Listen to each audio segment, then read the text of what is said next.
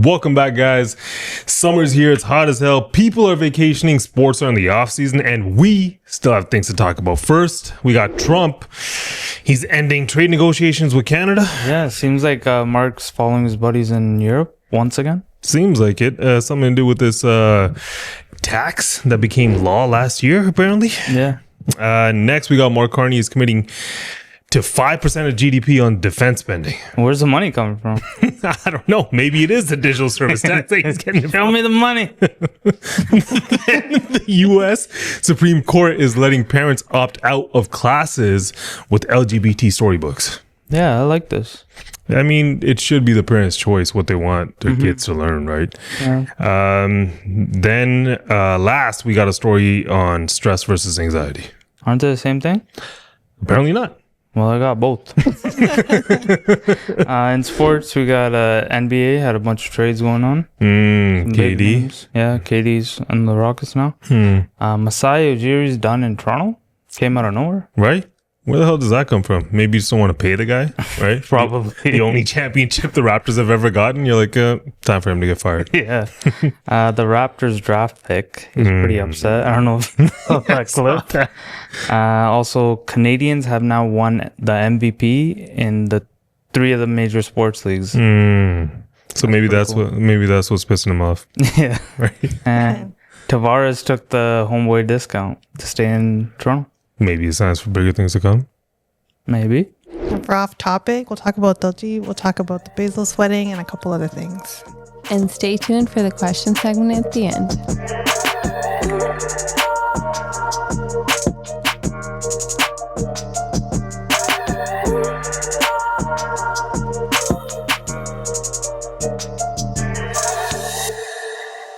So, Trump's apparently ending trade negotiations with Canada. The never-ending trade war. Yeah. Here's the clip. So Canada put a charge on some of our companies, and Canada's been a very difficult country to deal with over the years. We hear Canada, we have a great relationship with the people of Canada, but it's been very difficult, and they put a charge, and they were a little bit early. We found out about it. So, and we have all the cards. We have every single one. We don't want to do anything bad, but they have economically, we have such power over Canada. I'd rather not use it, but they did something with our tech companies today, trying to copy Europe. They copied Europe. It's not going to work out well for Europe either, and it's not going to work out well for Canada. They were foolish to do it. And so I said, we're going to stop all negotiations with Canada right now until they straighten out their act. Okay? Okay. So this whole thing is over the digital service tax. Yeah. Which started or was supposed to start on Monday. And it's basically Canada charges tech companies 3% tax on revenue that's made on Canadian users. Okay. So basically Amazon, Google, Meta, that includes YouTube, Instagram, Facebook, all of that. Also Uber and Airbnb, like any tech company that's going to make money off of Canadian users, they're going to get taxed, right? And then this tax, though, I feel like why it's become a situation because you saw all these guys at his inauguration. Kind of like they know about things like this, right? Yeah. And now this tax is retroactive, right? So it's supposed to, even though it's taking into effect starting July, but they have to make the payments from 2022. So it's estimated somewhere around most of these tech corporations are going to owe around $2 billion.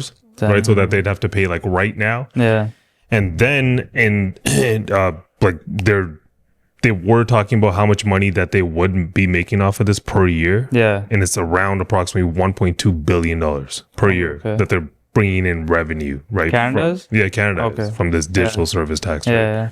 That's basically the whole thing on like, what he's talking about. Like, they're trying to do because the EU is doing something similar. So to 2022, said, right? Was that during Trudeau then, right? Well, I think they started to try to pass a bill like way back in 2019, then it finally passed, and then it became law in 2022. So it wasn't like Carney wasn't the one that introduced the bill or anything like that, right? But it started out that way. Yeah, and Trump said on his Truth Social post too that the tax is a direct and blatant attack on our country, right? So he thinks only America should be allowed to tax American firms. And it's kind of like, come on, Donald, you're taxing the whole world at the moment, right? So he's kind of fed up over that. And I guess it should be noted the Biden administration was also against this bill because it's been around for that long, you said, a couple of years now. So they were opposed to it too. So America already taxes American citizens? Like they have a similar bill in America? Well, no, this is like just Europe started doing this. Yeah. Right? Like, and then now Canada's trying to do the same thing, right? Okay. Which is like right now, before this thing became law, like if Canadians are using Facebook, YouTube, whatever, and I don't know, ads or whatever you're running on them, they don't get charged any tax. But after this, they're going to get charged 3% tax. Yeah. Right? Like, which is added on top of, like, if you're Canadian, you'd be paying HST or whatever. I guess this would be DST, they're calling it. Right? In the States, they don't pay this on like regular use. They pay sales tax and, you know, whatever income tax or whatever corporate tax that they pay in the brackets or whatever's going on. But they don't pay something like this. Neither do we. It's on the companies though. It's not on the citizen. But Carney quickly responded to the situation too. And here's a clip of him talking about it. Carney, have you spoken to the president today yet, sir? I didn't speak to the president today. What do you? Any reaction to the news they put on Truth Social today? We'll continue to conduct these complex negotiations in the best interest of Canadians. It's a negotiation. Ça va continuer. It's a negotiation. It's ongoing. That sounds like two people who don't really agree on what's happening. He doesn't see it as stopping. Don't you guys feel like this was more so like because this thing was starting so recently that somebody brought it to his attention and he's like, whoa, what the hell's going on here, right? Even though it's like an old thing. Yeah. And then like I saw a bunch of people on the left online, like they're talking about like how, oh, look, Carney's going to put him in check, right? And then on the same time, on the right, they're like, oh, look, he can't handle Donald Trump, right? And there's people calling him a toddler or whatever.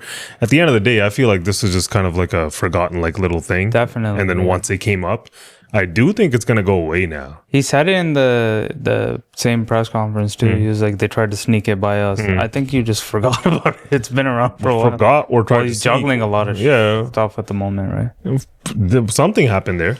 Yeah. Right? I mean, to me, I feel like anyone who's like trying to battle this and be like, yeah, we should be taxing them or something, right? I think what you're forgetting is that 4% is somehow just going to make its way down to the consumer. For sure. Right? Like if you're getting any kind of, if you're using Amazon, anything in discounts you're getting on shipping or like any coupons or whatever, it's just going to go away. Right? Or they'll just bake it into the price, right? Same thing would go for, we saw Apple did it, right? Like whenever you were using Apple to promote things on Instagram or stuff like that. Yeah. There's a fee. There was a fee, right? So they just pass all of that stuff down to the consumer. They started doing it with Amazon for a little bit and then they got mad and they took it away. They were going to start showing how much they get impacted by each tariff. Yeah. Or how much the tariffs are impacting each order. That's similar. I'm saying in Canada though, right? Like everything would just get more expensive for you. That's all that would happen, right? In terms of like whatever situation it is, you just get a 3% tax that's added on top of that, right? So what ends up happening if the government is making $1.2 billion a year off of it, right? All that means is the consumer is going to end up eating that 3% tax, right? What ends up happening? The average everyday Canadian consumer, shit gets more expensive for them. Yeah. And the government makes more money, which they need right now. They're making a lot of promises, right? They're saying they're not cutting any social welfare programs, nothing on the healthcare, education, nothing. That's the thing. He hasn't made one single cut yet.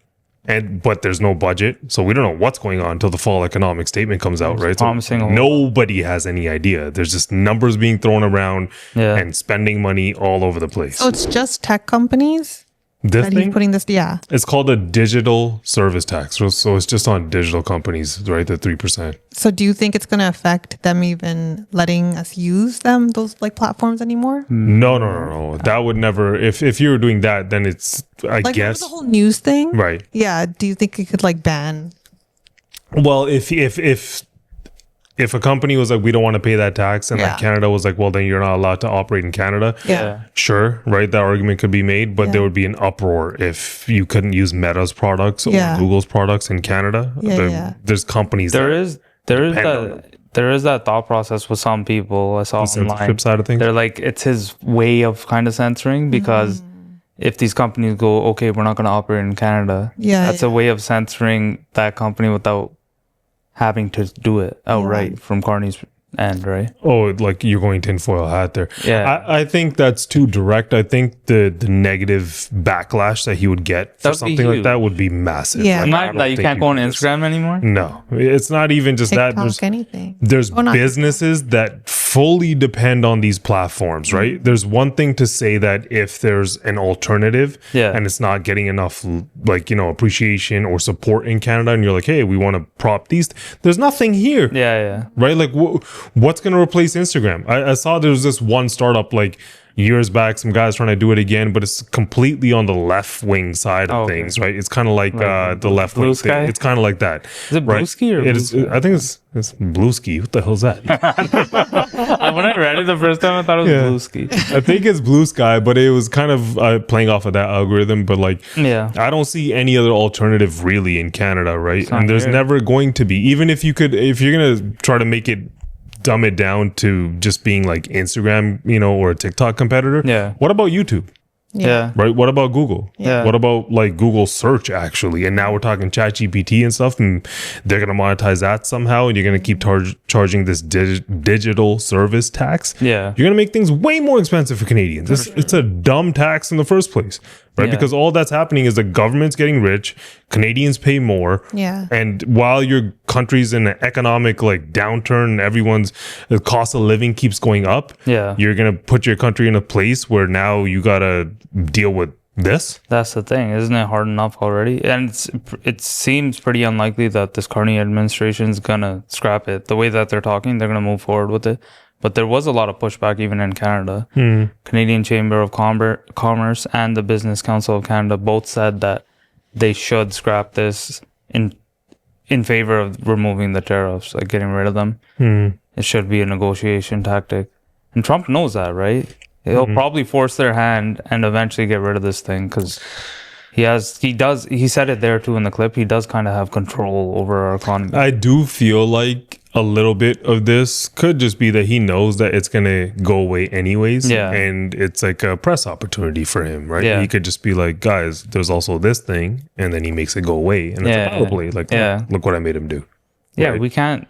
we're so intertwined. We say it all the time. Our supply chains, like, you can't diversify quick enough. I know this guy loves running off to Europe every 2 seconds. I was thinking that too. Take some He time. went there, made this plan, like, because they do it, right? Yeah. He's like, I let's think try that to tackle Trump together, you and me.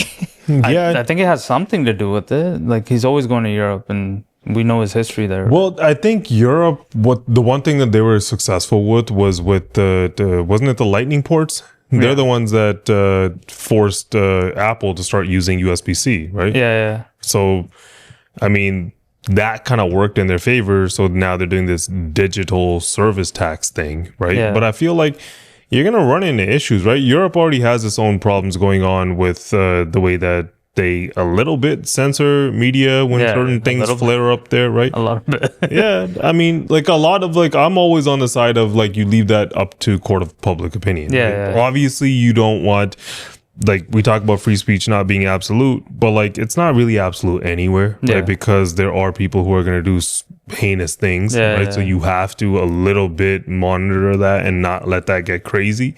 But you got to kind of let just things get out, right? Yeah. People got to talk about things, right? And then the public kind of decides and gives backlash and pushback and, you know, back and forth, left and right. And that's how you move That's forward. what you want, like healthy discourse. People agree, disagree, and then the public comes to their own opinion, right? Exactly. Yeah. Well, let's move on to Mark Carney. He's committing spending 5% of GDP on defense. It's a jump from 2. He's getting this money from somewhere. Here's a clip.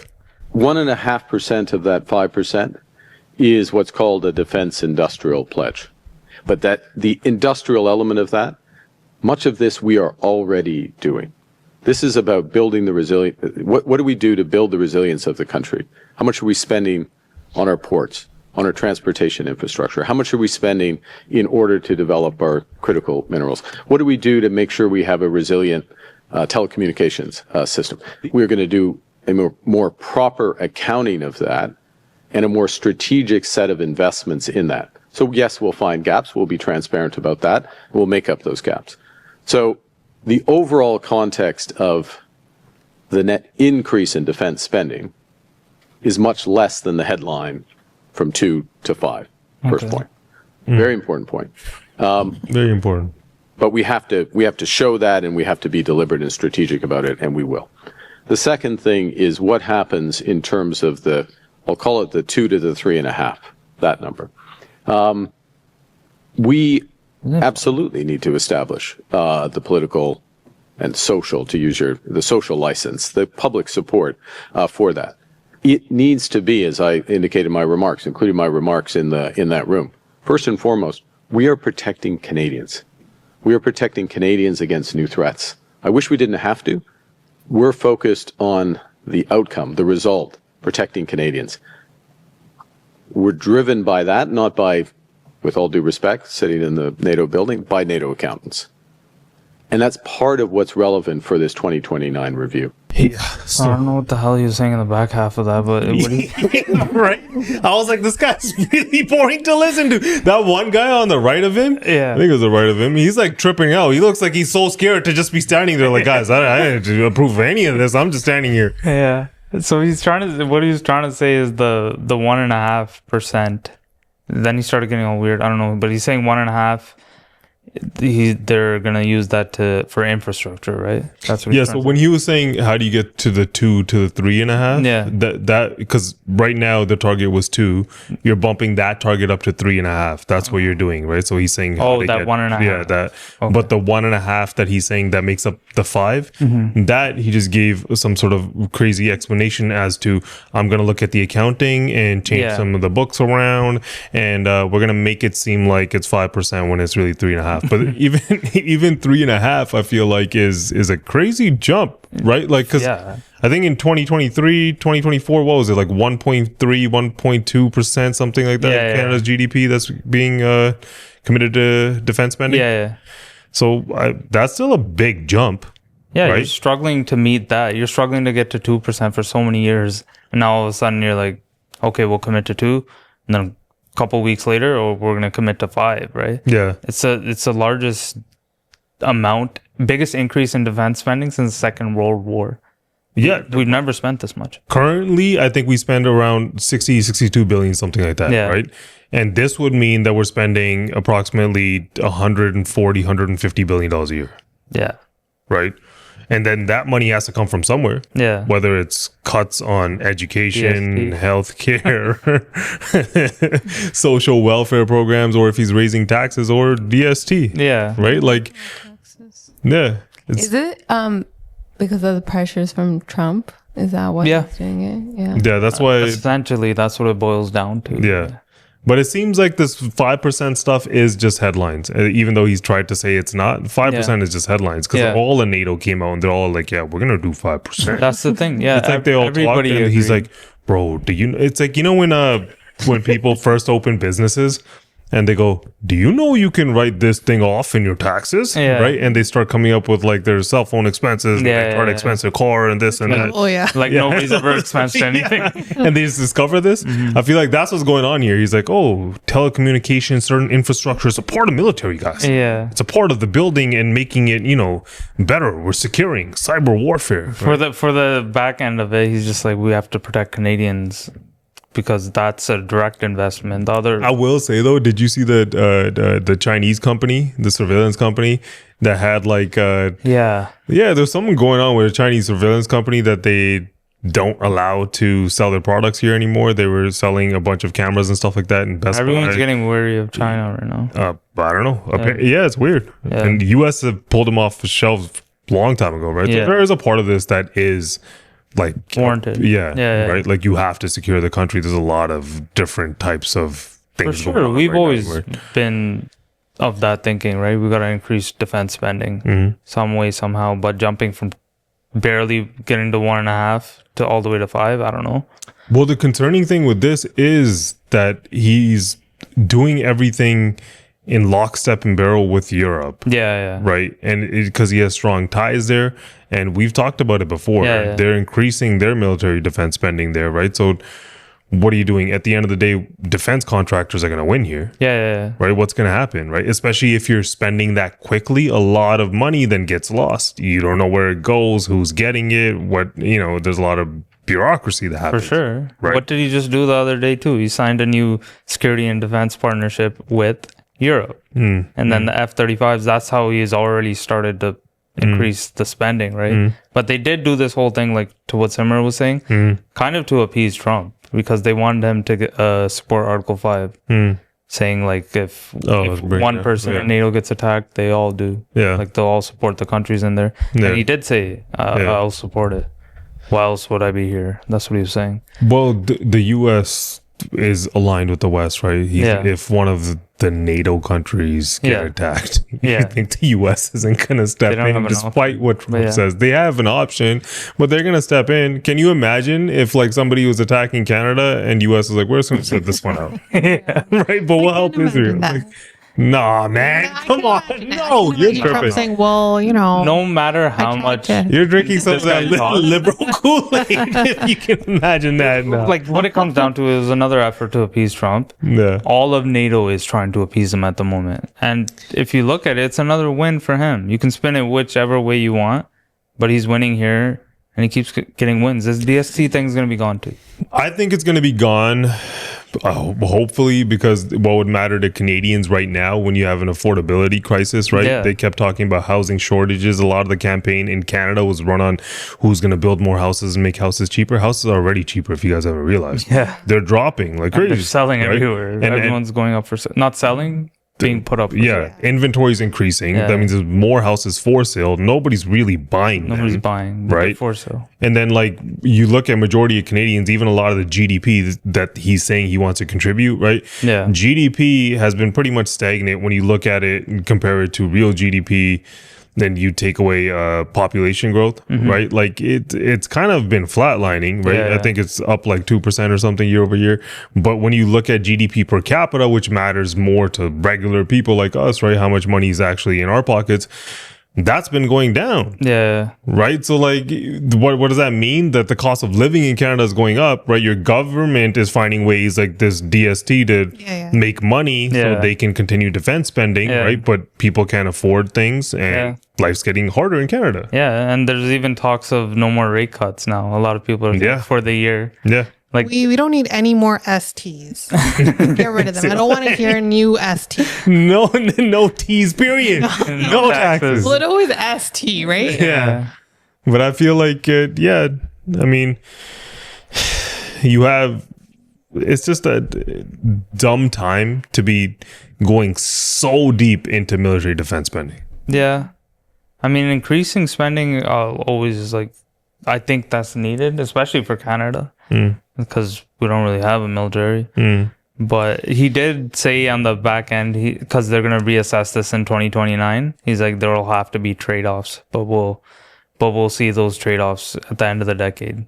So like, we'll see how this thing goes. We don't know really what the hell is going on. We're going to increase spending, and then if it burns us in the end, we're going to have to reverse course, right? That's pretty much what he's saying. I think his goal here is to make the government efficient, and that's how he's trying to find money for these things. I think he's going to quickly realize that it doesn't. Hard.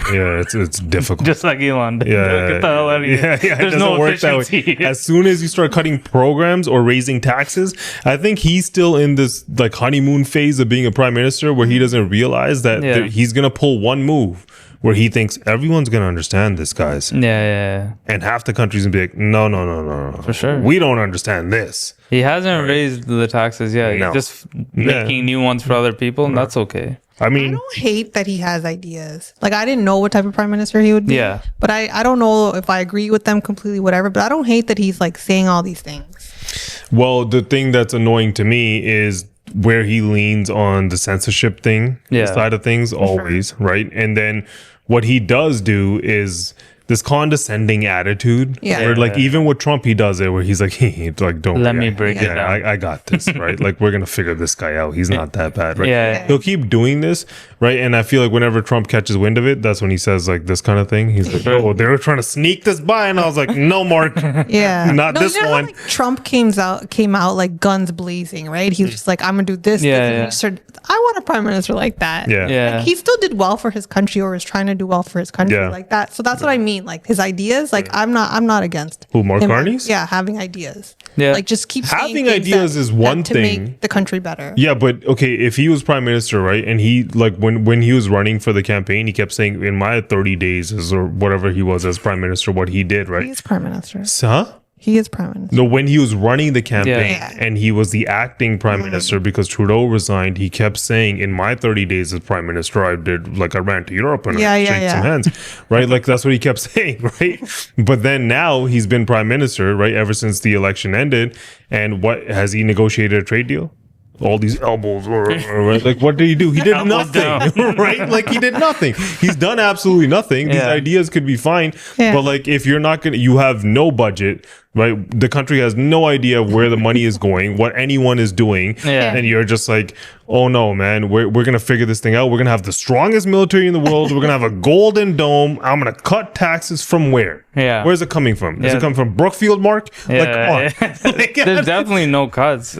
You nailed it, right? He's trying to make it efficient. And he's going to realize that you can't be a people pleaser. You can't do it all. You have to lean one way or the other. That's just how politics works, man. Yeah. Not because you have to choose a side, but because you have to spend money on this or that, whatever you think is important. Or you got to make some cuts, right? So we'll see where those things come from. But let's move on to the U.S. Supreme Court is letting parents opt out of classes with LGBT storybooks. Okay. So there's an article. The U.S. Supreme Court ruled on Friday in favor of Christian and Muslim parents in Maryland who sued to keep their elementary school children out of certain classes when storybooks with LGBT characters are read in a high-profile case involving the intersection of religion and LGBT rights. The justices in a 6-3 ruling overturned a lower court's refusal to require Montgomery County's public school to provide an option to opt out of these classes. The district said it ended the opt-outs in 2023 when the mounting number of requests to excuse students from these classes became logistically unworkable and raised concerns of social stigma and isolation among students who believe the books represent them and their families. Yeah, 6-3 ruling is pretty strong, right? I guess, but 3 people still voted against. Yeah, right. I think it's pretty conservative now, their Supreme Court. I mean, okay, to me, the idea that a government should override the role of parents is ludicrous. Right? Like, especially when it comes to religious or spiritual values and morals and stuff, that's a parent's job, right? For sure. The government shouldn't get say there. Yeah. What morals are instilled in a kid. That's a parent's job. I mean, in this specific situation, it's religious, right? The reasons. But I think the parents should have an input in those matters, what's taught to them. Like, to their children at school, you should just be learning the basics, right? Like English, math, science. Outside of that, like your own morality or whatever you believe in, that's the parents. They're supposed to instill that in their children, right? Yeah. Like the teacher shouldn't get you're robbing the parent of that opportunity, right? This doesn't even ban the LGBT inclusive content. It just says that they have the right to opt out. Exactly. That's it's all not it is. banned. Yeah. So I feel like in a democracy, right, that's built on freedom, you gotta respect different worldviews. Yeah. Right. And you can't mandate this moral framework that everyone has to live by. And just because you want to be inclusive and LGBT is making it so it's representing everybody. Yeah. But they're saying that it was unworkable. What do they say here? The classes became logistically unworkable. Yeah. And raised concerns of social stigma and isolation, right? Yeah. So many parents were opting out. Yeah. That the logistics didn't work. Yeah. Right. So that tells you how majority of the people whose kids go to that school, how they feel about that. Yeah. Right.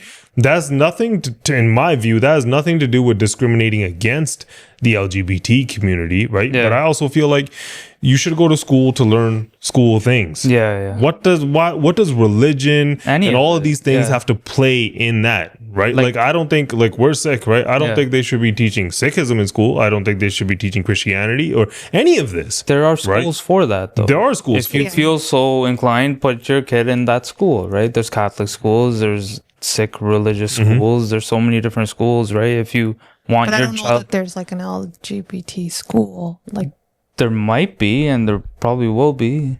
Like, if you can put a kid in that school. Look, I don't think like anyone should be discriminated against, right? Yeah. And even if you're from the LGBT community, right? But I don't think that you should be, I don't know, forcing your views onto other parents and telling parents what they're allowed to teach their kids. Yeah. Right? I don't think you should be allowed to do that. Yeah. No other religion does that. Imagine if your kids went to school and they were forced to learn another religion, but not yours. Yeah. How would you feel? from my understanding of schools, though, like you can at the beginning of the year get the curriculum from the teacher, and then on specific days, you cannot have your child go to that class. Yeah. Like I think it is up to the parent. Yeah, but they said that the kids weren't allowed to opt out. So I don't know what was happening there, but I'm assuming they would get they'd be forced to be put in that same class and actually learn whatever they have planned there. Right. Yeah. Right. And I think we never had to deal with any of this growing up as kids, right? Like we didn't have to worry about what they're teaching and what parents felt like, depending on what religious community you come from, that you're going to go to school and this is going to be what you have to learn. Yeah, because you learn how to read and write, and 1 + 1 = 2. Yeah, like STEM. Yeah. Yeah. But on the other side of that, did your parents know what was going on in school? Mine didn't. No, that's true too. They weren't as involved. Yeah. No. Right? Yeah. People are more involved now. For sure. Because they have to be. They have to be. Yeah. They have no option. Yeah. And they want to be. Yeah. Like our parents were like, maybe they had 2 or 3 jobs, or maybe they just didn't care. But I don't know. Yeah, that's a valid point. Yeah. For sure. I think parents these days are way more involved in what's happening in their kids' lives. I just hate it whenever people try to make this when you have a child, right? I feel like it should be your right to raise your kid based on your own religious, cultural views, right? And you should be the one that's, is anyone else paying for the kids' education, their clothes? Like, how expensive kids are? Kids are really expensive, man. They cost a lot of money. These people aren't spending the money to raise your kids. Yeah. And outside of that, as a parent, you're constantly worried. There's a lot of stress on how you want to raise your kids and what you're doing, right? And then somebody else just gets to, because they spend 8-9 hours a day with these people, right? Yeah. I'm not saying that, listen, everyone has a cultural religious bias, right? And depending on what community you're from. And I feel like if you're a teacher, you can't help for that bias to just show. But if certain things come out and certain people feel discomfort with it, you shouldn't be like, no, I'm going to make sure that everyone's included. And this is what... I don't know. It's just a weird world. That's what this inclusivity thing is weird for me. Yeah. Because there's a line there, right? Where are you discriminating? And where are you trying to be inclusive, overstepping? It's in this specific situation. I think you were telling me before too. There's so many people that want to opt out, right? Mm-hmm. So why don't you, for the select few that want it, why not create something that they can opt into it and have that choice, right? And then they can be taught, and everyone's happy, right? However they want to be taught. But a teacher should never be pushing their own ideologies onto somebody else's kid, right? Yeah. That's the parents' not only job, it's their right. That's their child. They can choose, or at least give the framework of the belief system that the child should have, right? You can't rob a parent of that. That's outside of this specific scenario. It could be anything. It could be I can't think of something right now, but some sort of belief you have, right? Shouldn't be pushing that on the kid. I think most people don't look at LGBT a little bit like it's kind of like a religion, right? Like it's a movement, kind of, right? So if you shouldn't be pushing these views onto kids, you think it's not gonna annoy parents? Or that early into not elementary school and stuff, right? Like storybooks. But adults do whatever the hell you want. Right? It's a free market, right? And we live in a free country, right? Yeah. So you should be able to go and create whatever you want in this world, right? And if you create movies or whatever, and it's a part of a certain community, and somebody wants to hate it, they're going to hate it. If somebody wants to partake in it, they're going to partake in it. But as a kid, when you have no option, and as a parent who's already struggling with all the things that you're struggling with in life, right? What you're trying to pay rent, mortgages, groceries, all of that. You have a certain belief system that you grew up in, and now you have to watch somebody else say that, no, this is the way your kids are now going to be raised, and we're going to make sure that they understand that these things are important. No, those are my values, morals, and beliefs. You don't get to do that. I'm the parent, you're not. Yeah. Right? That's simple, right? Yeah. I've always been against government involvement. Yeah. Why the government shouldn't be involved in, like, even when it comes to, for me personally, pro-life, pro-choice. Yeah. I think it's a choice. Right? Yeah. And I don't think the government should be involved. Same thing here. Right? Yeah. I don't think the government should be involved in this. Yeah. Right? What do they got to be involved in how you raise your kids? You keep them out of it. Yeah. But let's be simple. Move on to stress and anxiety. So, according to a Time magazine article, the differences. Many people use the words stress and anxiety interchangeably. While their symptoms overlap, there are some distinctions between them. Stress arises when a person faces demands greater than what they believe they can cope with. It often triggers negative emotions like irritation, anger, or sadness, along with physical symptoms like a fast heart rate, an upset stomach, and tense muscles. Anxiety, on the other hand, can show up even when there's no clear trigger, and it tends to linger. It's also typically disproportionate to any stressful situation in a person's life. When you're stressed, your body kicks into flight or fight mode. You pump out cortisol and adrenaline. Your heart rate increases. You might get short of breath, and your body becomes more activated. It's your body saying, let's handle this.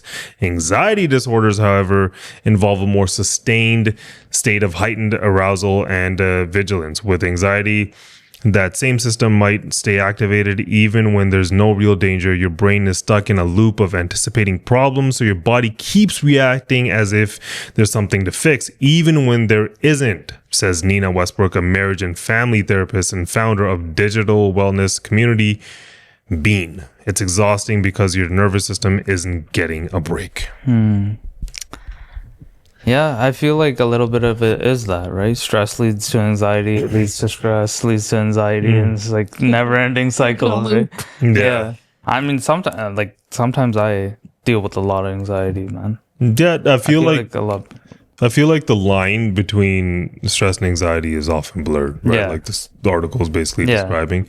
I think stress, it's, for me personally, the way that I look at stress, if there's something that I can do, right, I'll just do it. If there's a problem I see that I can fix, I'll just fix it. And if there's something in life that I physically, there's nothing I can do about it. Right? Like interest rates. I'm not stressed if interest rates are going up or down. I can't do anything to make them go up or down. So why am I stressed? Yeah. Right. Well, that's you. A lot of people don't think like that. No, but because stress is usually situational based for me, right? Like it's something happens and it's a direct reaction to whatever happened, right? So typically most people, they can fix that. But like what they're describing here is that your brain just kicks into this mode where then that stress now just, turns into anxiety because you're now stressed about everything and you just can't stop. Yeah. Right. I mean, at times I'm like a walking ball of anxiety. Simmer does a lot to help me with it though. Like so many things. Like I even try deep breathing, and I think the most important thing is trying to be present, which is hard for me at times because you're always thinking about the future, what I got planned, what I got to do. It's hard to be in the moment. I think that's the most important thing when it comes to being anxious. You just deal with what's in front of you, and whatever's next you can deal with next, right? Of course you plan, but just worrying about what you planned about for no reason, that's gonna cause anxiety for sure.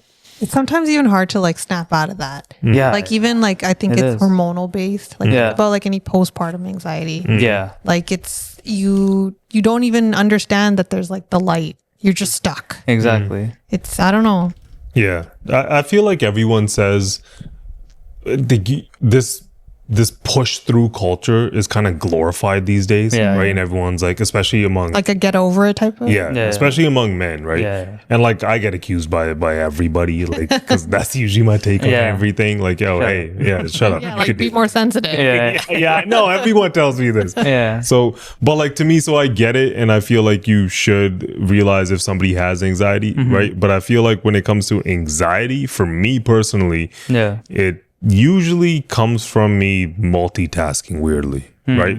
If I'm thinking of too many things and there's too much going on, right. And it's supposed to be, originally I thought, like growing up, like I was like, okay, if I could do all these things at once, right, maybe I'm like progressing quickly, right, and I'm doing everything really fast, right, it's really good. But the more I start doing it, even on a daily, I'll catch myself just losing focus on everything. Exactly. Then, right. And then now I've piled up a bunch of tasks in my mind that I got to take care of today, right now, right? And then that starts to add up. To me, sounds like stress. So to me, they sound very similar. Stress to me would be like, I don't know, mortgage rates went up 100%, and now you got to sell the house. I'm like, damn, I'm stressed. It's one situation, right? Because one thing happened, now I'm stressed, right? Anxiety is kind of self-inflicted, somewhat, right? Like to me. Right? Like I can't speak for anyone else, right? Like what I do in that situation, then I typically just go, okay, just screw everything. What can I deal with right now? Because there usually is something, right? And I just start doing that one thing, right? And then take it from there. I mean, it's advice you always give me, right? Whenever I'm anxious too, it's just control what you can control. What's in front of you, right? Stop worrying about shit that's out of your control.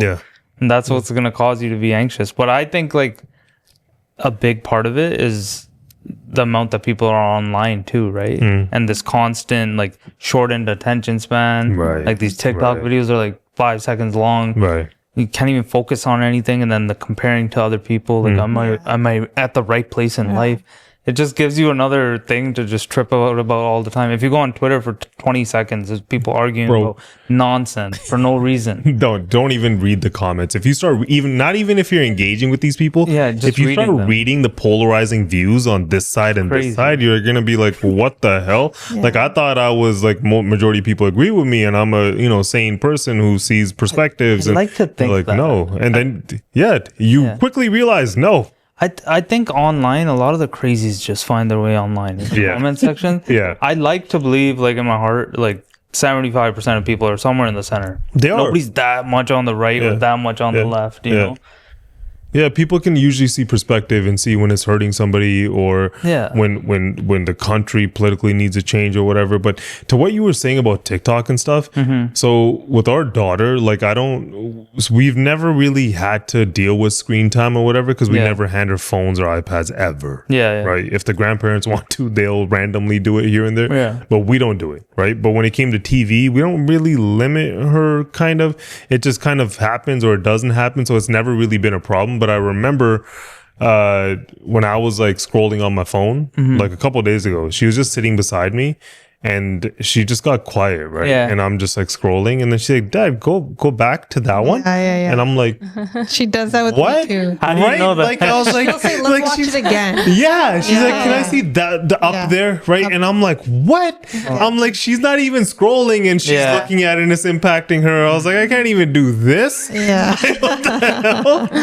Can't do nothing. She picks up on everything. But I think that's it for the stories. Let's move on to sports. Okay, let's move on. A lot going on in the NBA right now, right? All these trades popping up. We got KD. He went to the Rockets.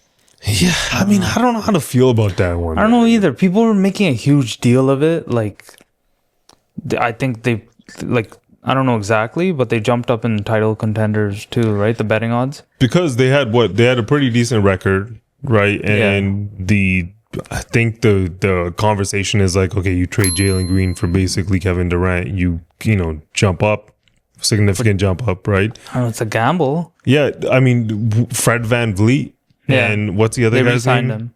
The guy that starts with an S. Shagun. Shangun. Yeah. So it's him, Kevin Durant, and VanVleet. That's like the big. Yeah. I don't see it. I don't see it either.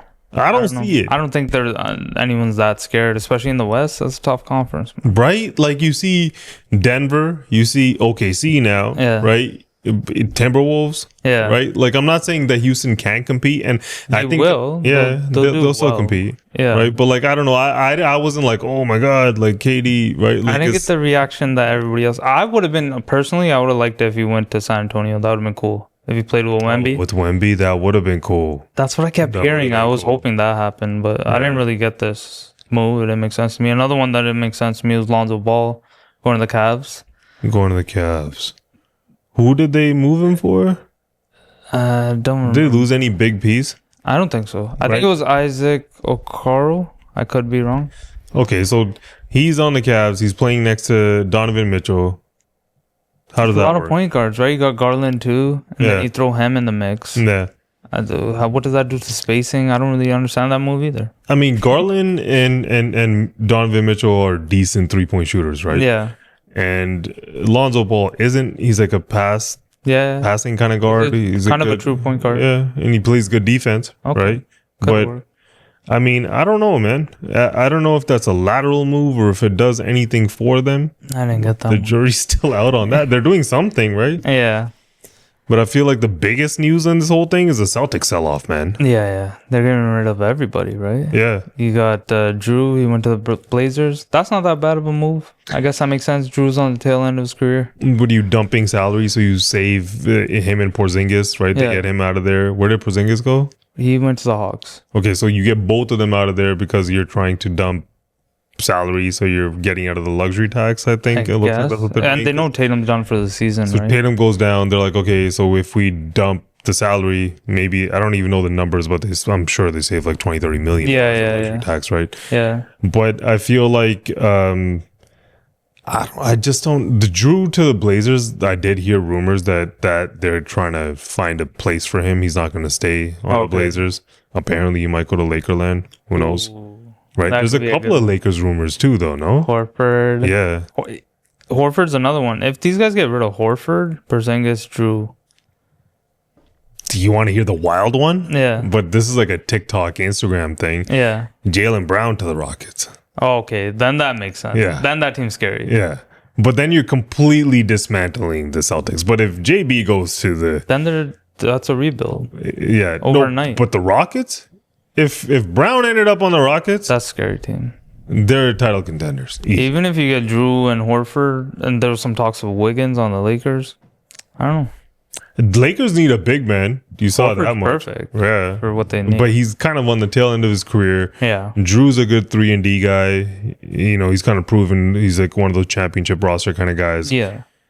And Wiggins is, if he's not the number 2 man and he's just like the next man up on a roster, he's a great piece, right? Those three right away, your defense is pretty good. That's another, though, like recycle one more shot. That's what they keep doing. Because Braun's going to be done soon, too. We talk about Braun every week, man.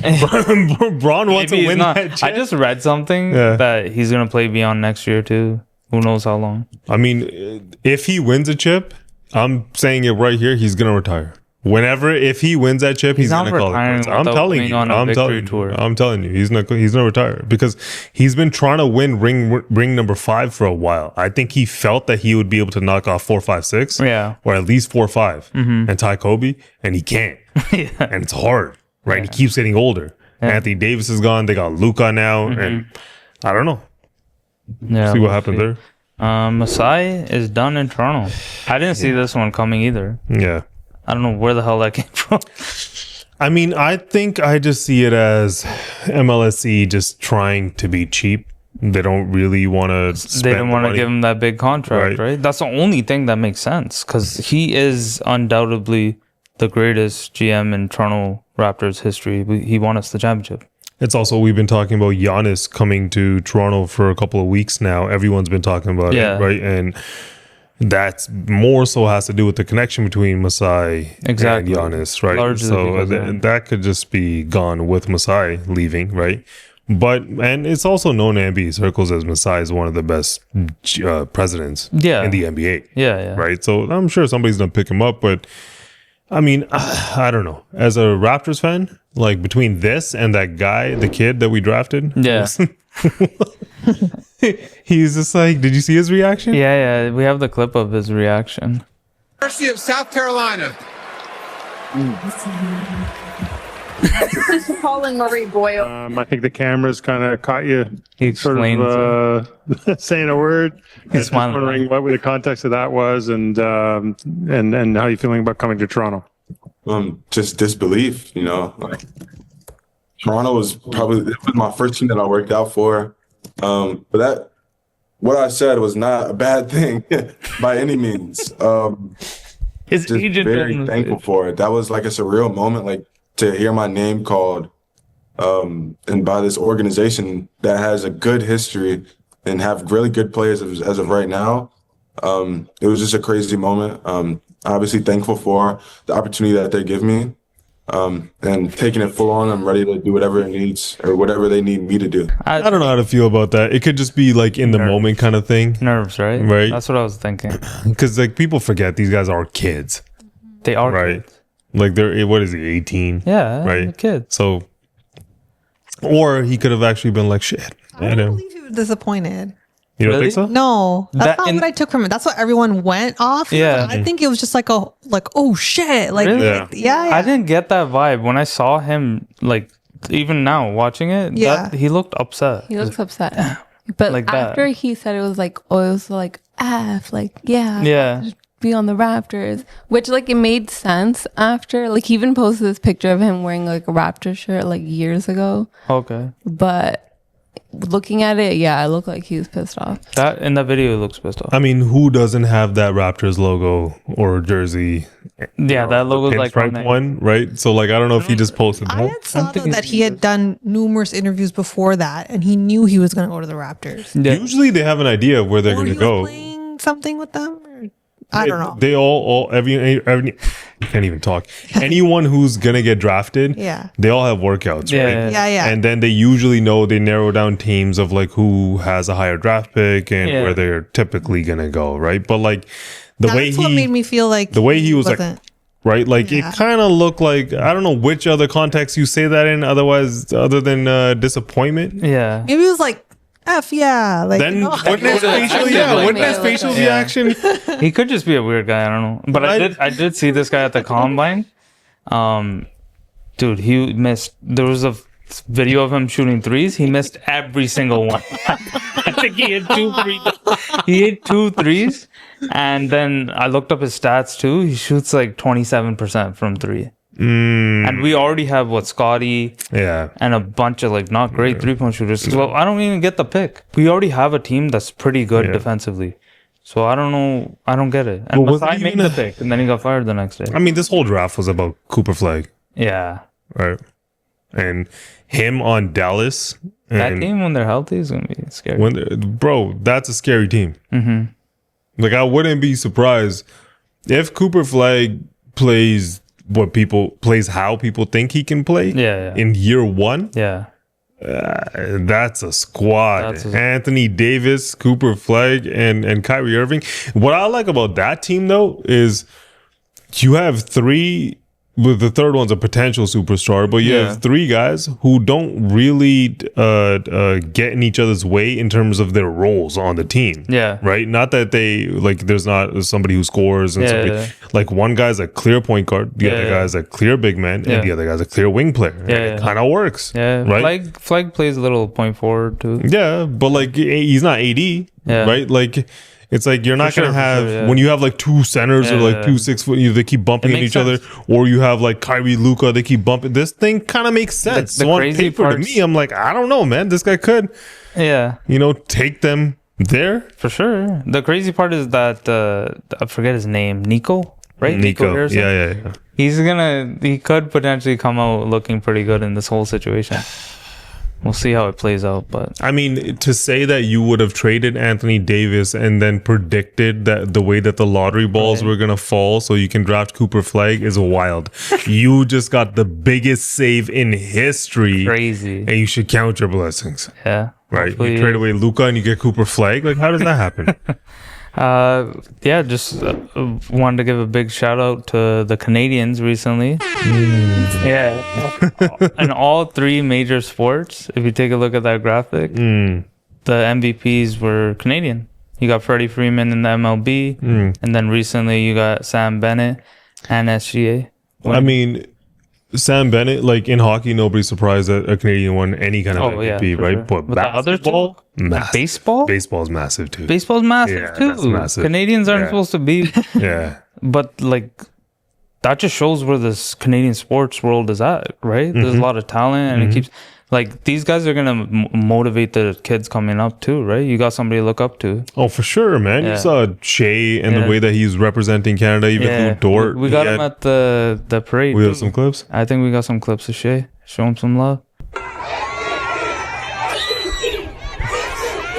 Yeah, he's rocking the Canadian flag. Yeah, that's sick, man. He's fully embracing his cool, man. Yeah.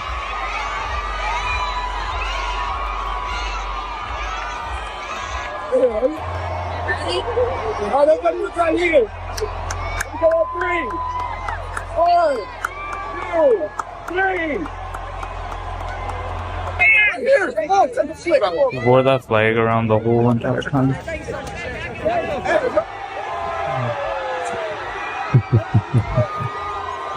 And then maybe he was giving a speech to Come on, this way, guys. Come on. Still wearing the Let's act like we've been here before. Come on. You know me. Wear the towels. Shay, what have been the emotions going through your head over these last 2 days? Just thankful, very grateful, very blessed. So many things go into this, and some of the things are out of your control. And we've all been very lucky to make it this far in the season, be this healthy, and ultimately be this happy. You don't ever want to take that for granted. Oh, that's cool. I didn't, like, to be honest, I didn't even know who SGA was before until the Drake video. He's in the Nokia. Then he caught my attention. Yeah. Then I feel like I just kept hearing about it. That's all I heard about. When you're the MVP, that's how it works. NBA MVP, Finals MVP, won a championship, and the scoring title in the same year. Yeah, it's cool. Like, yeah, I feel like whenever things like this happen, people think like, oh, this will happen all the time. It doesn't happen all the time. Yeah. So whenever it happens, I feel like you should enjoy it as a Canadian. You're like, that's cool, right? And it motivates young kids, right? And you see him, he's a husband, he's a father, right? Like, it's cool. He gives his wife another. Man, but he seems pretty humble. He always has a whole team up there. Like, I don't know what all the hate is because he shoots free throws. I don't know, man. I think people they just need a reason to hate, right?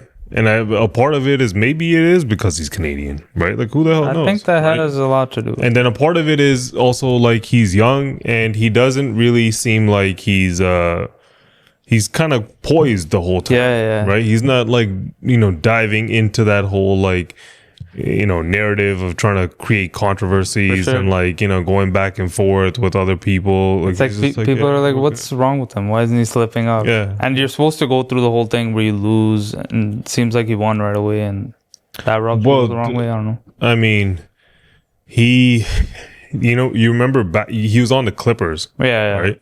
You remember that play that where Draymond and KD got in an argument?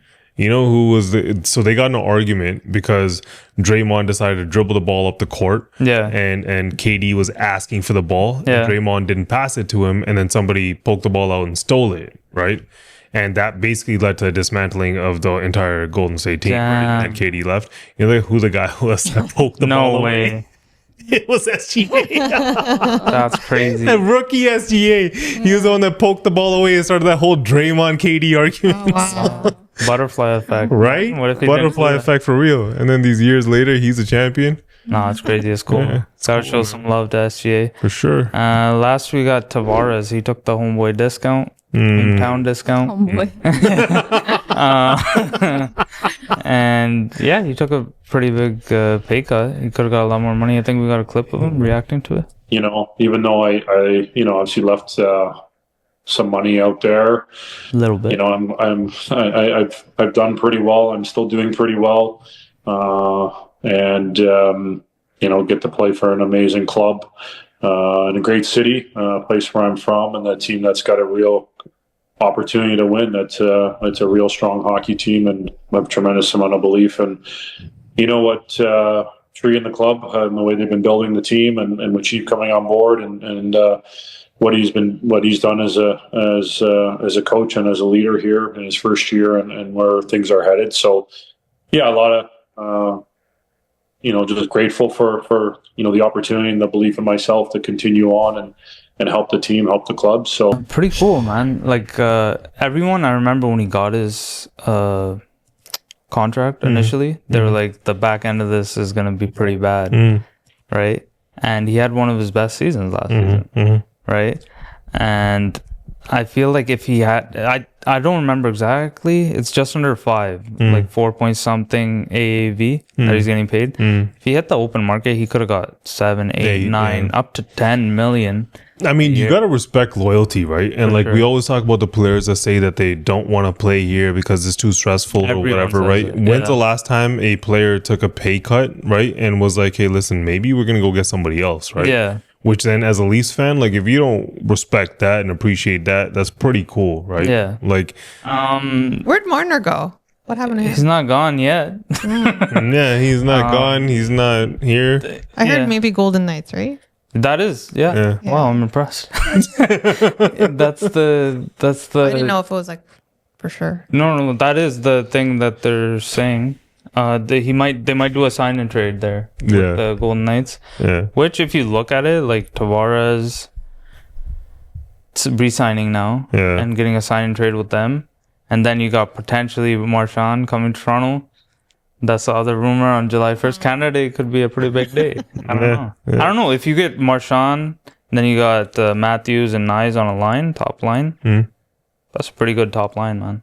Yeah, but you're basically exchanging Marner for Marchand. This Call year, me that crazy, probably, but I don't hate that. This past year, that would have won you a Stanley Cup. Exactly. So, but next year, I don't know. Yeah, and they're gonna pay him a lot. That's the only thing. It's gonna look bad. The contract's gonna look really bad. Oh, if they pay him too much, yeah, man, he's on the tail end of his career as well. But shout out to Tavares. That was that was cool. Nobody ever wants to commit to Toronto, and he did. And he did. He took a huge discount. Yeah, but that's it for sports. Let's move on to off topic. Okay, so first we'll talk about Diljit. Okay, so Diljit has a new movie out called Sardarji 3. Okay. And it's not being released in India. And actually, when they started promoting it, it got a lot of backlash, and they were trying to boycott not just his movie, but any sort of like songs, anything that artistic that he does. They're trying to boycott it all in India. What? And this is all because the film features a Pakistani lead female artist. Okay. And because of the tensions between India and Pakistan, like especially after the Kashmir attacks in April, India is trying to like ban all Pakistani artists from the Indian film industry. Yeah. And so that the ripple effect of that though is that this is Diljit's movie, and all these Indian actors and producers and crew, everyone that's on the film is now going to lose this whole Indian audience because it's not being allowed to play there. At the same time, it's still being played in Pakistan, and it's doing very well there. And so now they're really trying to go like overseas and like promote national promote it, because they're going to end up losing so much money. I saw somewhere along the lines of like 40% of the revenue that they would have made, they're losing because it's not being played in India. This lead female actress, right? Did she say anything controversial? When like the attacks happened, she did say something against India, like it's cowardly or something like that. Yeah, that is all it'll take. Because I think in people, I remember. I don't remember what the comedian was, but he was talking about how there's a couple of comedians in India that said something that was a little too much according to their culture, and right away they're facing a lot of backlash, and people want them to go to prison and all this other stuff. So they're very conservative when it comes to certain things. So if you're gonna push the envelope there, right, and try to speak out, like this isn't the US, UK, or Canada where you can have free Palestine flags that to America, and everyone's just like, well, that's Wednesday, right? Like that's not how it works here, right? Like here you can do whatever the hell you want, right? You can say whatever you want. There's not really any repercussions to it, right? And, which you should be able to say, right? Whether you disagree with this, that, or the other, right? Like you see this Israel-Palestine conflict going on. There's two sides of it, right?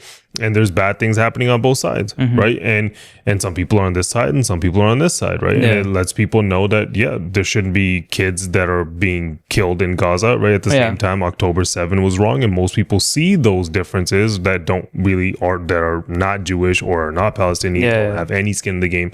You don't want anyone to die. Right. So you see that and you kind of, you're like, all right, cool. Like we see what's going on.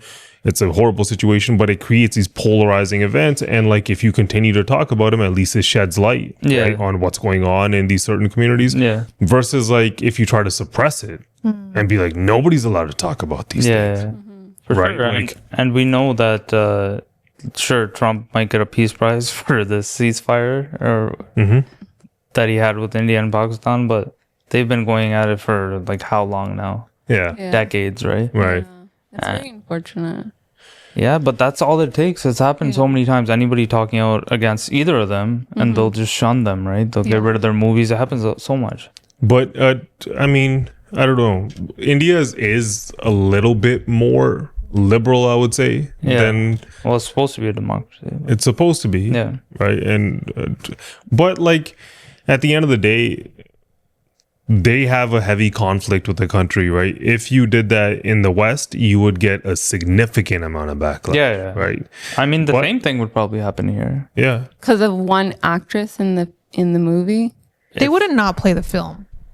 They wouldn't not play the film, but there would be like, look, people are buying Canadian, don't fuck. People get mad over whatever the hell they get mad over, no matter what. Yeah. But I feel like in this instance, and especially like Diljit got so much of the backlash. Like they're trying to basically boycott all of his stuff in India, and he even said that they filmed this movie in February, so before the whole tension happened, and then now that they're just trying to release it, like they're being very vulgar towards him. They're calling him anti-nationalist, and like this is the same person that like did so much for this country, like brought India representation on the global stage, and like that's kind of what he has to resort to now with like the movie promotion overseas. Like the other day, he was just in Brampton at a movie theater, like being like, "Yo, I saw that. Like, thanks for watching my movie and stuff." So no, that's great. Get out there, support. Isn't he getting dropped, or wasn't? There's been rumors of him getting dropped from another movie.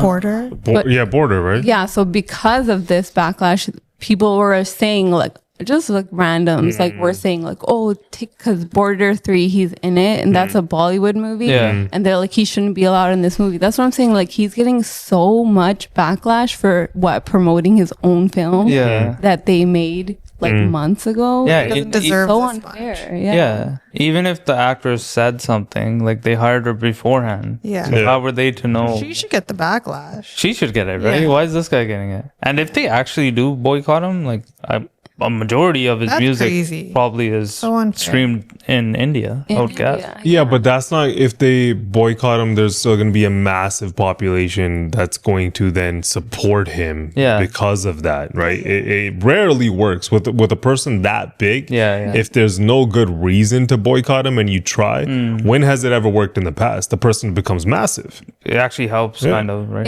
It's good that he has this massive following that's backing him, but that's just because of the artist that he is. But it's just sad because this is the country that he's from, for sure, and they're doing this. He's respected the country. That's all he's ever done. Your argument, the one thing that you can always respect about him specifically is that he's never really westernized too much. He's always put on for Punjab, right? In India, right? Like he's always not really gotten away from that too much, right? He'll make fun of him in a self-deprecating way, talk about his own English and be like, that's my first language. And the way that he'll always be like, I'm from India. Like he doesn't ever play it down that he's from there. Try to be like, a lot of these artists on the West, I'm not trying to shit on them, but they try to act like Drake, I get what right? you mean, or they're trying to, be a little bit, right? He does some of that because that's what the culture wants to consume, right? Hip hop beats, Punjabi music, cool, right? But there's still a little bit part of him that's more traditional, and he's the only one. Who else is doing it with the dastard on? Who else is wearing a plug? Right? Like there's not that many popular artists that are like representing, especially from the secular in any kind of the radio today, and I tripped out. I was like, "Oh, is it like a AM?" Did I click AM button? And I was like, "No, it was the Ed Sheeran one." Oh, okay, Sapphire. It's like you hear the Punjabi, you're like, "It was cool." But I tripped out for a second.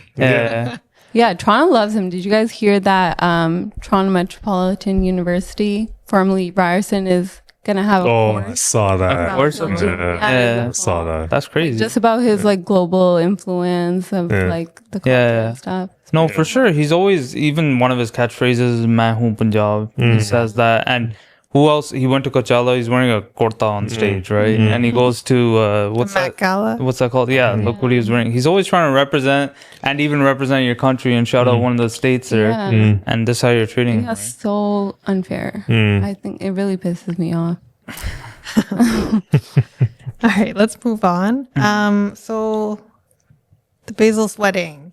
Oh, what happened? I don't really want to talk about the wedding like it happened. There were celebrities there. Yeah. Well, I want to talk about the protests. Okay. The fun stuff. There's lots of protests going on, right? Oh, damn. Yeah. Wow. But I just want to highlight the creativity of it. So a little video. Okay. Oh my God. Yo, it's pretty good. Oh my God. That's crazy. Where is this? This is Venice. wild. Venice. Oh my God. Oh my God. What the hell? Yeah. So it's pretty funny. Yeah. Crazy. What are they protesting? They're just protesting him having the wedding there, this lavish event. Just period? I think people are just mad that he's flaunting his wealth. Yeah. Like it's a super, like beyond imaginable wealthy guy having this huge wedding. It's not even like a month-long thing, right? It was like 2 or 3 days. Yeah. But they're just mad because they're like, oh, our cost of living is going up because people keep having weddings here. Like there's this Venice is such a tourist attraction. It's always been a tourist attraction. It's how they make a lot of their money. Why are you mad that this is happening? More tourists are gonna come. I think one of the president or something was saying by having it there, they got I think $52 million in tourists. Okay. From tourists. Sorry. Yeah. Like, why are you mad about that? Yeah, and like Bezos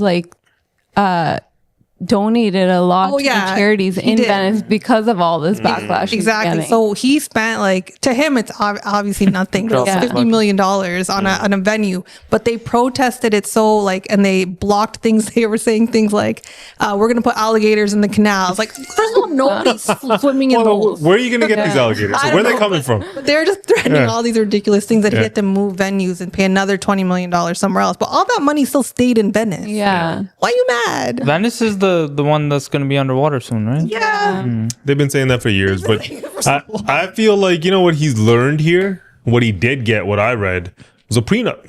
He didn't have that the first time around. He's got one this time. Yeah. You know, his wife took almost more than half of the money she got and donated it. Oh, wow. Yeah. She didn't even use it all, but she got a big chunk. Yeah, that's when you realize there's so much money she doesn't need it. Yeah, she doesn't. Yeah. And he was even saying, I heard him in an interview with Lauren Sanchez, and he was like, so they were asking him you have more money than you'll ever use in your lifetime. What are you gonna do with it? He's like, I'm just trying to figure out where I'm gonna put it, but I'm gonna spend it on other things, not on himself. On other people, on other charities. Well, if there's a billionaire who's doing the billionaire thing, he's buying yachts. Yeah, he's the only one living like a billionaire. Yeah, he's doing all of that, right? Trying to his new wife and everything. The way that he is, he's doing that typical. If you've seen the befores, when he started Amazon, you've seen the yeah. And now he's some Mr. Clean looking dude with sunglasses.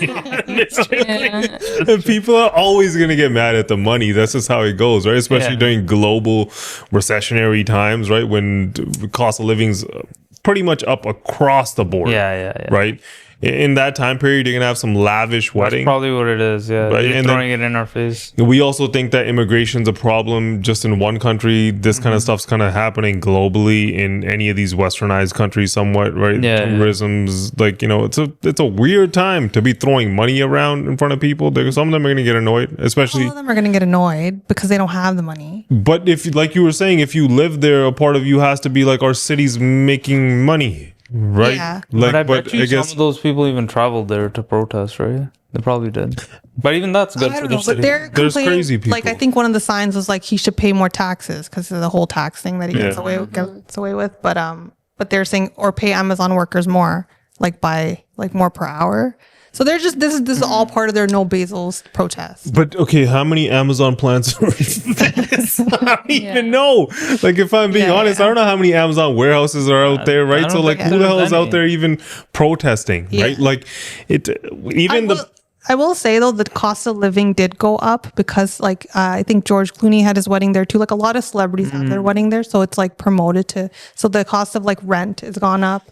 I think the population in the last I think it was 20 years went down by, it was at 100,000. Now it's at 50. Like it's a significant amount that it went down. Well, Italy also has an aging population, right? For sure. Which most of Europe has a problem with, right? So with an aging population, if you don't import your labor class, like ask Germany, that's what they do, right? Like if you don't import your labor class, you are going to get older and eventually there's going to be problems. I think there's a constant conversation of this trend happening in Japan, right? Yeah. So that's what's going to happen even in Canada, even in the US, right? Like the birth rate is now below 2. Yeah. Right. So if I think what's the average birth rate in Canada? Somewhere around like 1.2 or 1.4 child per family, right? Which with a declining birth rate, right? And everyone is now, even the way that Canada is designed, right? You saw immigration take off, which kind of led to the cost of living problem we have now, right? Like I've even seen immigrants recently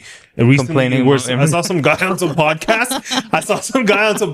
He was like, I came here as an immigrant 3 years ago. 3 years ago. And he's like, I came as an immigrant 3 years ago. And at that time, they were like, immigrants are taking jobs. And I was like, no, you're wrong. We all deserve to work. He's like, today, I'm like, immigrants are taking jobs. 3 years. Yeah. And then you see all of these videos of like these massive lineups of where people are like, yo, don't come to Canada. There's no jobs here. Right. And there isn't. Right. Like, because if you're going to import this many people, right, all at once, make the population go so high, all that's going to happen is the cost of living is going to go up. People who are on the middle to lower class are going to get, stretched thin. Typically, when that happens, usually the people who are in the middle or lower, they get bumped up because these guys come and they fill in that void. But when there's no new jobs being created, right, because Canada's GDP relies so heavily on housing, right, and it's kind of been stagnant, then what are you going to do? All that's going to happen is that a bunch of these jobs start going away. For sure. Right? Okay. Last story. So at Milan's Fashion Week, Prada launched a new sandal. They called it leather sandals. No. Another protest? Okay. They called it leather sandals. So this is a little video of them. What do they look like to you? Chapalon? And there's a lampshade on his head. And he's wearing leggings. Here's another picture of it. Oh no. There's nothing new and innovative about this. So they call them leather sandals. So then they had this big uproar of like people saying credit where you got it from, right? So lots of Indians, because they're obviously an Indian chappal. It's also Roman though. Doesn't there some sort of Roman in there too? It looks Italian. Like, you remember back in the day, like Romans used to wear. True. But so whatever. Prada came out and said that, we are accrediting India. Oh, yeah. They folded. Yeah, they folded. Should have a guy like me on the marketing team. I would have been like, guys, this shit's from Rome. What are you guys talking about? You guys stole it. The Prada chappal. They sell for like $1,500 a chappal, or you could buy these for like $5. You could buy it for 5 rupees. So that's why a lot of people had like. And I bet you they can, in India, they could probably stitch on the Prada logo too, man. Yeah. They probably already have. They've probably been at a Prada chappal there. Damn. That's all we got for off topic. Okay, let's move on to the question segment. So the first segment, it's kind of like a sibling question. Okay. So Perfect. So you get $100 million, but only if your sibling goes to jail for 1 year. Would you do it? Would you take it? $100 million? Yeah. Each of you answer. Why is he going to jail? That's just That's how you get the money. That's too vague. Like, if we both know about it, I would sign up for it. I'd be like, I'll go to jail. Yeah, that's what I was gonna say. I'll go to jail. I would be like, bro, you would take the 100 mil, right? Invest it here, do this, right? I'm gonna go spend 12 months in this place. We're good. I'm gonna come out and we're gonna be solid. I could do a year in the bin. It's not that hard. If the other person doesn't know. Like, say, Indy, you took the 100 mil. Yeah. And then pretender has to go to jail for 1 year, but he doesn't know that you got 100 mil. That's why he went to jail. And I feel like if it didn't happen, right? No. That's the stipulation. You don't get it. Imagine- For a year, your brother's gonna hate you. Yeah. But when he gets out, he's gonna love you. But imagine the other side. If you tell me that, like, bro, they were giving me 100 mil, right? And they were like, you just have to go to jail.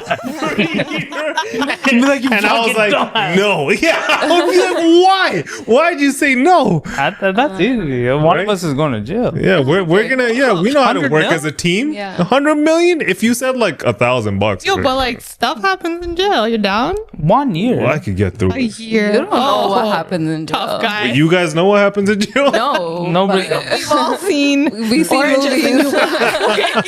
For 100 mil? 100 mil. People have done shittier things for a lot less. I'll know that I'm gonna get 100 mil. You could So die. when I'm in jail, I'll pay for security. You know, I got 100 You're mil gonna get coming at in. the end of your term. I can use the money I already have to pay But for the that. I know. problem is you don't know that the 100 mil is coming in. Yeah. Oh, That's damn. what it is, right? You're just there, just like, oh, this guy, I'm gonna kill him when I get out. Plotting death. Picks me up in a Ferrari. Or Yeah, something. the stress, the anxiety, and I'm like, yo, and you're like, no. He just kicks your ass because you don't even know.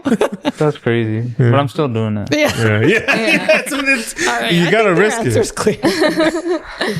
Okay. So the next question, we'll do a guess the top 5. So guess the top 5 Spotify artists by monthly listeners as of June 2025. Okay, Drake. Right. Kendrick. No, neither of them are on the list. Spotify? Damn, we said that was such Yeah, I thought that was 100. Now I'm like, that just, when she said neither, I was That like, threw me that off. just, Wait, yeah. is it just music? Is it like podcasts? And stuff? It's just music. Oh. Just But music. think about Taylor like Swift. this is Taylor monthly Swift. listeners, so everyone listens. Taylor Swift. No. Whoa. Everyone. Then it's Music? a series. Yeah. Diljit? Oh, No, Indian? No. They're all So English. okay, Ed Sheeran. yes. Ed Sheeran's on. Oh, He's it's number just 5. for June? Just well, this is as of June, but like Previous to? Yeah. Yeah. Okay. it changes kind of every month. Like Huge pop stars. Ariana Grande. Rihanna. No. They're too old. Who's been currently popping off? This is my strong suit, guys.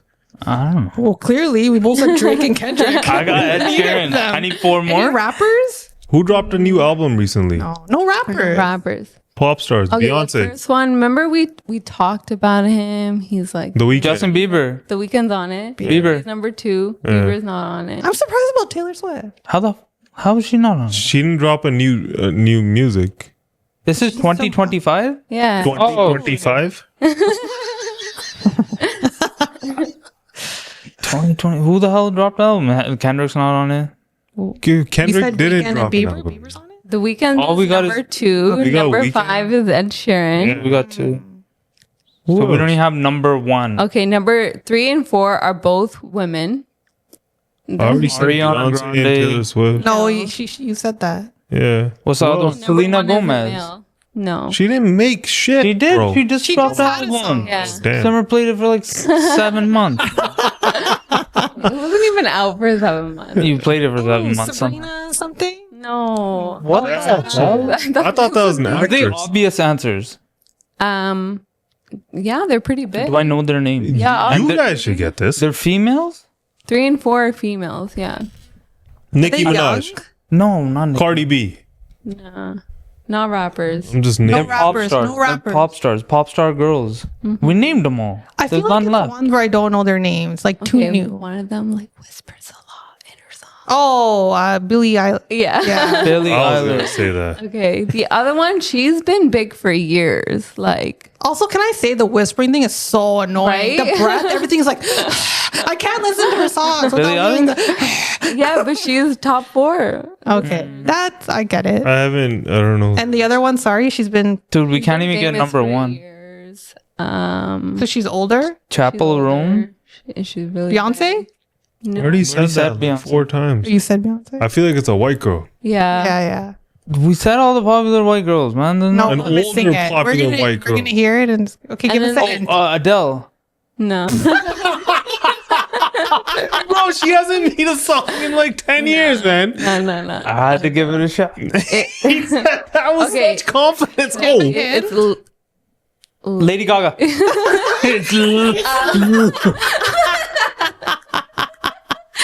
okay, now guess number one. How do we not have number one? Global, he's obviously Diljit Latino. Dosanjh. Okay. we said Drake. He's no rappers, man. I just gave such a big hand. I don't think anyone was listening. The guy. The Belvin Bad guys. Bunny. One of those. Nah. No? Oh, shit. That I said the Benson Belvin guy.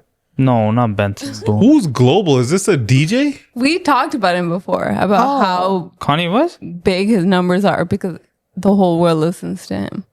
Okay, think about it, guys. I'm blanking. Is it the toddler techno guy? No. No. It's Bruno Mars. Oh, he was number one on another list too. He would have never. I would have It's never. hard. This was. They're all people we know, but my head just wasn't. I said Bruno Mars. Never. I would have The never other said it ones I either. couldn't understand. But now I know Last- you guys were really good at the TV shows, not so good at the music. Remember, we stopped listening to music. We already talked about it. Yeah, at 35, it stopped. Yeah. But yeah, with that, remember, we're not experts on everything, and you guys should always do your own research, and we'll catch you guys next week. Take care, everybody.